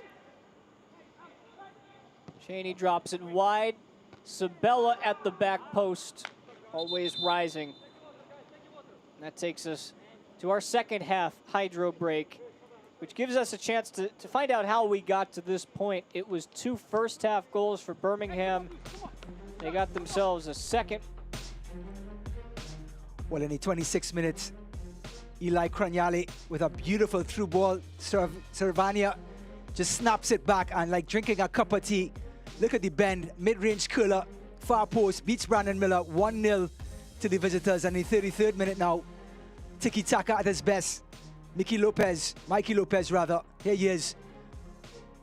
Finding Prosper Kazim on the left-hand side. Measures the cross, and here comes the Jamaican Nico Brett. A thundering finish, giving the visitors a well-deserved 2-0 lead and putting Charlotte in a perplexed position. Didn't take long in the second half, though, to get their third. But here comes the Brazilian Bruno Lapa, waiting for some support, and look at the rude flick. There it is. And another Jamaican, Nico Brett, with just the volley of the century, knew exactly where the goal was in a flash, and it's 3-0. Those goals, especially those last 2, showcasing the quality of this team, the consistency that they've showcased this year. Now 5 wins in their 9 games, 3 draws, just the 1 loss this season coming, a 1-0 loss at North Carolina. And Bolo Akinyoti picked up a red card a third of the way into that game. There's a sense of consistency and identity that this team has this year compared to when they were just trying to establish that last year. We talked about compact in the back, but they're compact in front as well. And Bruno Lapa pulling these strings up there. All their forwards have such great close control that they're very comfortable playing through the middle. As you can see the goals, even though the crosses came from the left, the finishing was brilliant by Nico Brett. Again, those forwards, just excellent touch in the last third of the field. And they're so comfortable and adept in those situations. Independence fans, on September 23rd, famous toastery will help us salute the brave at charlotteindependence.com. Should this result hold, which if it doesn't, then we've got a big story on our hands. Birmingham will take a 9-point advantage at the top of Group G. 21 points would put them 9 in front of Charlotte, who would have 12, and 14 points ahead of North Carolina FC, who have 7, which means that gap between second and third, which is the difference between making the playoffs and going home at the end of the regular season, is still 5 points right now between Charlotte and North Carolina. Memphis just a point back at 6. Well, with North Carolina, like you mentioned, just sitting a couple points behind the Charlotte team, they have to play Birmingham next. And looking at this performance by Birmingham, I'm sure they may be shaking in their boots. Chick-fil-A corner kick, Martinez. It falls for Vadala, sets it up on his right foot. Vadala gets a second chance. The rebound bobbled by Parker, and eventually he comes up with it, and now some pushing and shoving. Things getting chippy in the latter stages of this game. Well, big number 21, Alex Crognale, trying to get in between Dean Kelly and his keeper. Kelly had every right to go for the ball, but the big center-back came in, trying to protect his keeper. Kelly's the one who's frustrated. I think we need a second and third look at this one to see exactly what happened. Keep your eye on Kelly. Just going to pop into your screen on the left here. Well, a great volley by Sabea. Desperate defending. Here's Parker. Kelly goes for the ball. And all of a sudden, number 21 just overreacts and shoves the Jamaican Kelly in the back, and Kelly didn't appreciate that.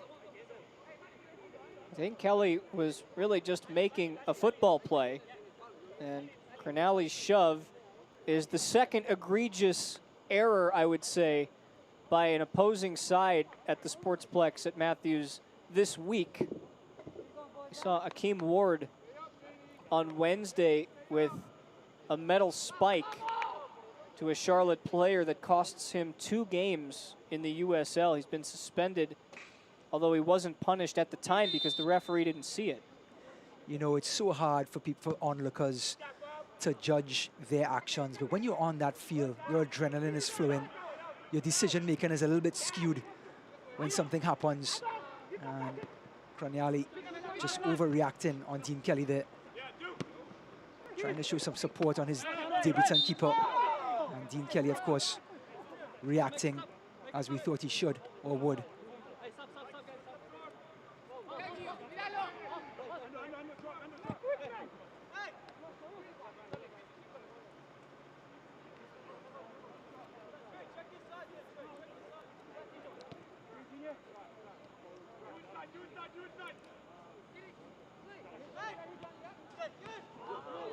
Birmingham just allowing Charlotte to meander really into the final third before making the correct defensive play. So I ask you, Ryan, as we wind down here, Tom Sohn had to work with this team last year through a lot of peaks and a lot of valleys. Last year, they did get the 10 seed, right? The 10th of 10 teams to make the playoffs. They got their playoff win, but there were a lot of different streaks that were going on. They lost their first 2 games of the season, then they went unbeaten in the next 4.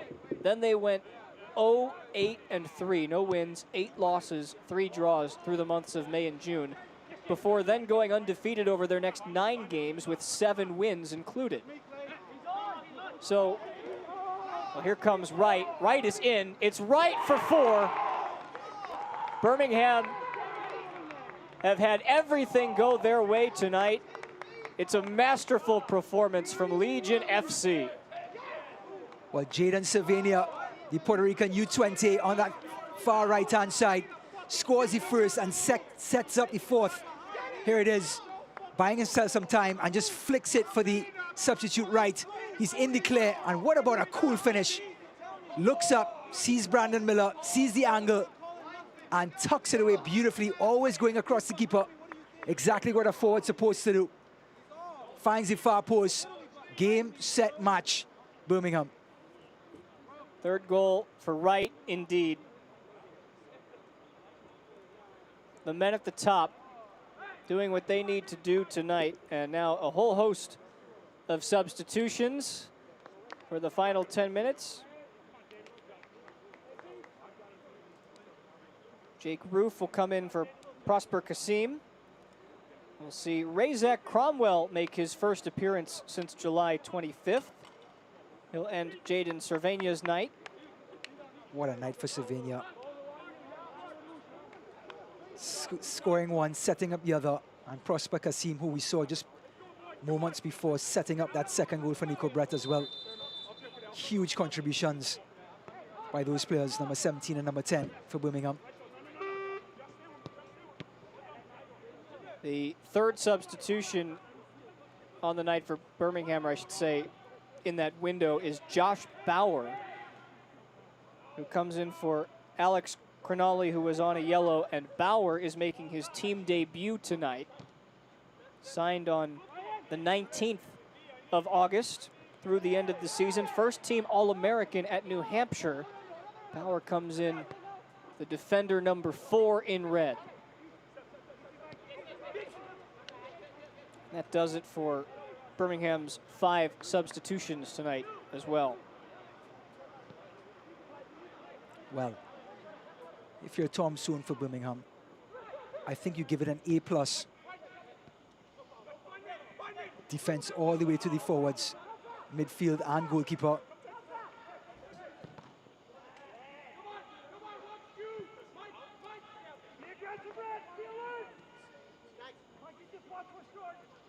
Well, let me just modify that, Ryan. It's an A right now. It's not an A+ until that 90-minute whistle blows and there's a 0 on the board for Charlotte.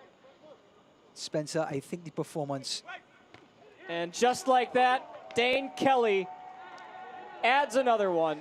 It's meaningless in the game, but Dane Kelly provides his 82nd USL goal. Spencer, can you give us the lottery numbers for tonight's lottery?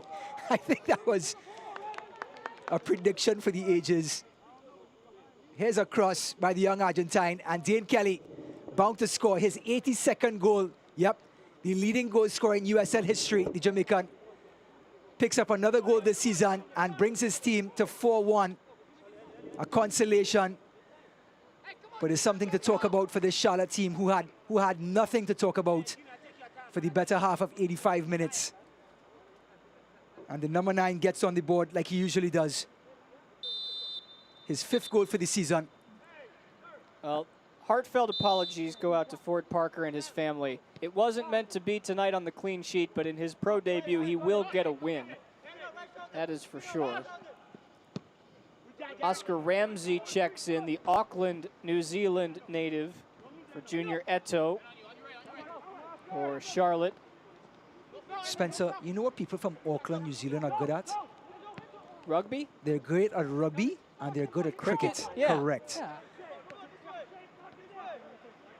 And looking at this guy with his height, he'll make a tremendous fast bowler for the New Zealand national team.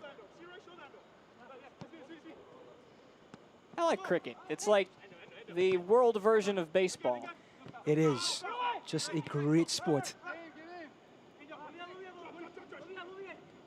Sabella trying to make it 2. Popped up into the air. Cheney trying to get involved. Well, it's just another chapter in the same story. Charlotte coming down the wings, where more than ever, because Birmingham are down a man, are conceding the wings. But the team is so compact, there's just no blue shirts that can get on the end of these crosses. Martinez will try again, flicked on by Cheney.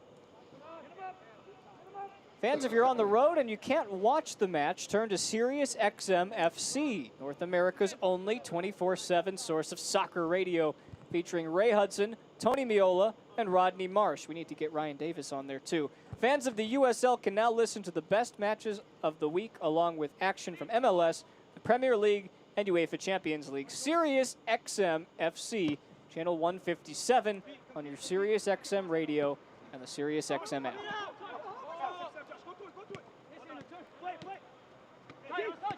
I'll look out for the invitation in my inbox, Spencer, to that panel. I did what I could. Here comes Kelly again. Kelly's cross just out of the reach of Mbuyu, who manages to keep it in play. Well done. Well, credit to Charlotte fighting all the way to the end. Dean Kelly trying to create another chance. Ramsey gives it away cheaply. And the ageless wonder, Kobayashi, steals the ball.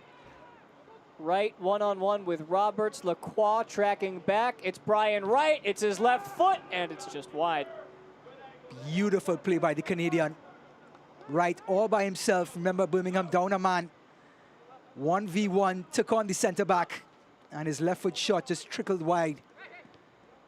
Excellent play by the number 7. Doing his duty, creating something out of nothing. Fans, if you're in town, by the way, check out the Hyatt Place downtown, the perfect place to stay. Into the box it goes. Mbuyu, the ground ball to shortstop for Ford Parker.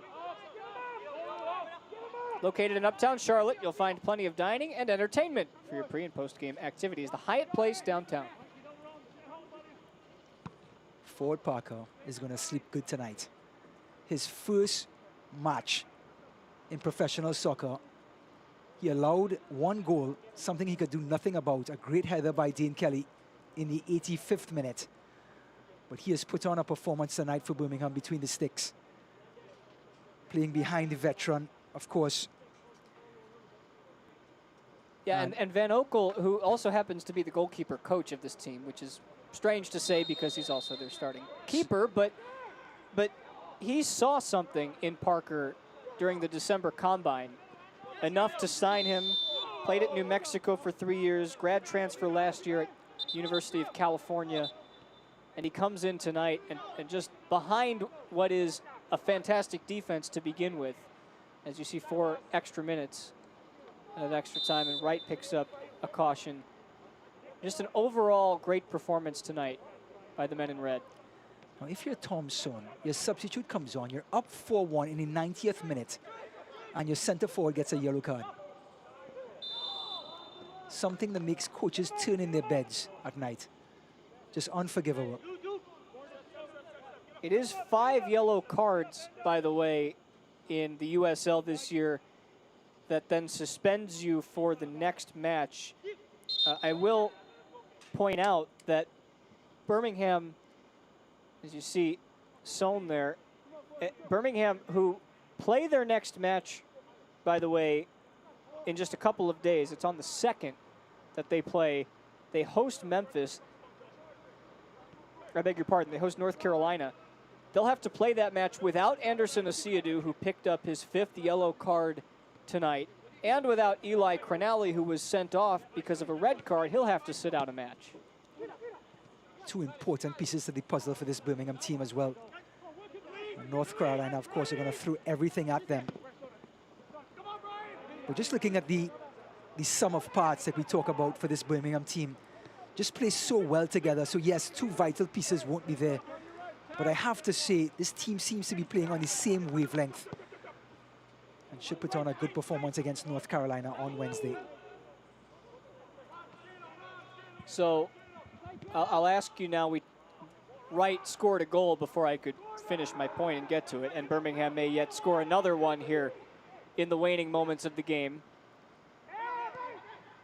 Wright instead will do the noble thing and just take it to the corner. So that gives me a chance to ask you, Ryan, last year, 10th seed, they get a playoff win, then they get housed by Pittsburgh 7-0 in the next round. What are their expectations, assuming that they run away with this group heading into the playoffs? I think to win it all, and I'll tell you why. Last season, you saw the characteristics of a project, a new coach, a new team, and you saw the ups and downs, the hills and valleys. Now that Tom Stone has had an off season with them, he brought pieces to the puzzle in. Just looking at the way this team is playing, as we pause to see this here, just looking at the way this team is playing from back to front, there are no holes, there are no shortcomings, and the team that has the less holes, as we say, has the best chance to win. It means they can play good soccer for a longer period of time.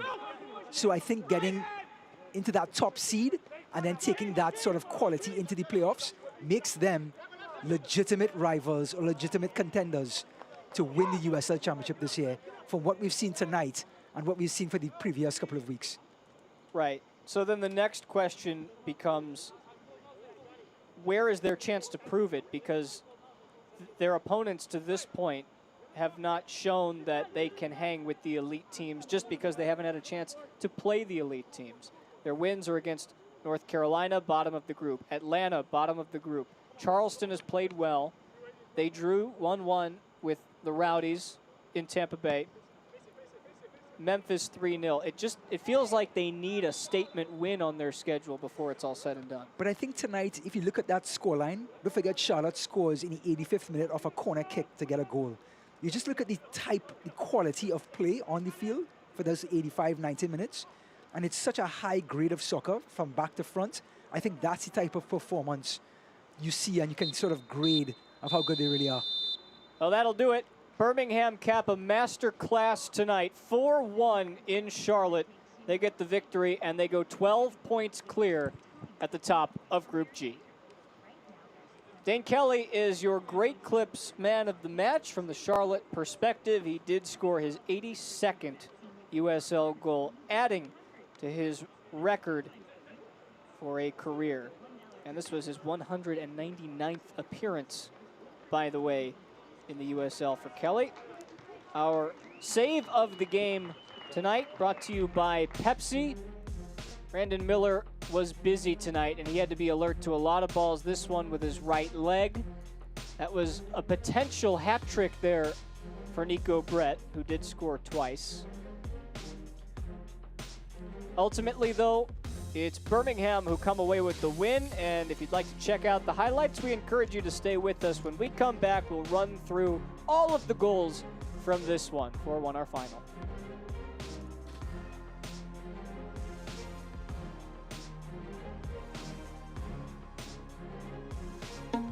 Hi, I'm Scott, and I love Chick-fil-A nuggets because the flavor is unparalleled.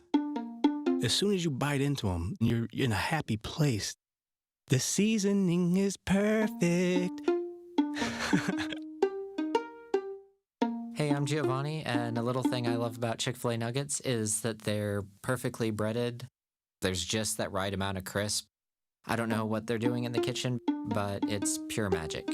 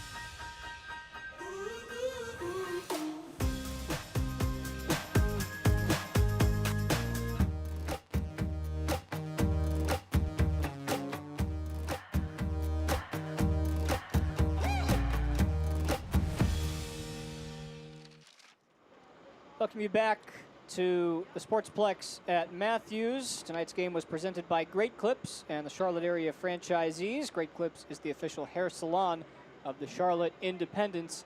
Nico Brett, Dane Kelly chatting post-match. This one, 4-1 Birmingham win. Let's check out all of the highlights brought to you by Great Clips. And as we start In the 26th minute, the first goal, Eli Cronali, who was later sent off in this match, over to Jaden Cervenia. Well, Cervenia making the most of that pass. Cronali, excellent vision. But look at this snap. Just snaps it back to his left, and the mid-range curler beats the informed Brandon Miller for a well-deserved 1-0 lead. And then tiki-taka, Mikey Lopez starting it here. Bruno Lapa, back to Lopez. Prosper Kazim measures the cross to the on-rushing Nico Brett, and he finishes it for his 5th goal of the season. And that was the point in the game, Ryan, where you thought, all right, Birmingham's got this one in the bag, but they needed to finish strong, and in the second half, you really felt like they did that. But then Silvano and Lapa link up again, and here comes Nico Brett, and the audacious little dink. And then look at the volley by Nico Brett. Almost disrespectful. Didn't ask for permission. He just volleyed it home, Nico Brett. What a play by Birmingham. And then Eli Cronali puts his hand in the cookie jar, and the referee caught him, sends him to the showers, red card, suspension coming up. Yeah, he'll miss the next match for Birmingham against North Carolina. Big chance here to try and grab one back. There was a moment where you thought if Charlotte can get one early after the red card, they can get back into it. But big stop, a big night for Ford Parker. Ford Parker, what a showing for your debut match, keeping that score at 0 all the way till the end. Then that guy Cervenia again, unleashing Wright, the substitute, and look at the finish. Drinking another cup of tea. There it is, easy as you like. Brandon Miller, no chance. And then right when you thought the clean sheet was going to be settled, Dane Kelly said, I'm still pretty good at this sport. I can do those things. Well, that's number 82 for the Jamaican. As we look at these statistics, 53% Charlotte Independence possession. That's only because of the red card. Birmingham Legion were leading in that category unanimously at halftime. The red card came, the tide shifted, but the dominance continued. 11 shots from Birmingham, most of them on target. Charlotte's shot count went up again when they went up the extra man. But again, dominant performance by Birmingham Legion. Charlotte Independence, a little bit of life, which is not enough to match the men in red tonight.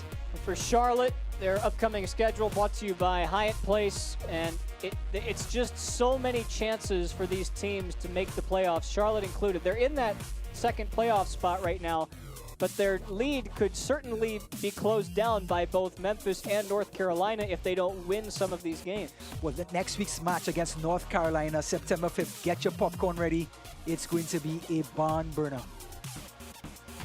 All of those games coming your way on ESPN+. It's a Saturday night, so there's plenty more for you on ESPN+ here tonight for our entire crew. Ryan Davis, Spencer Siegel here signing off from the Sportsplex at Matthews. Final score tonight, Legion 4, Independence 1. Until next time, have a great night, everybody.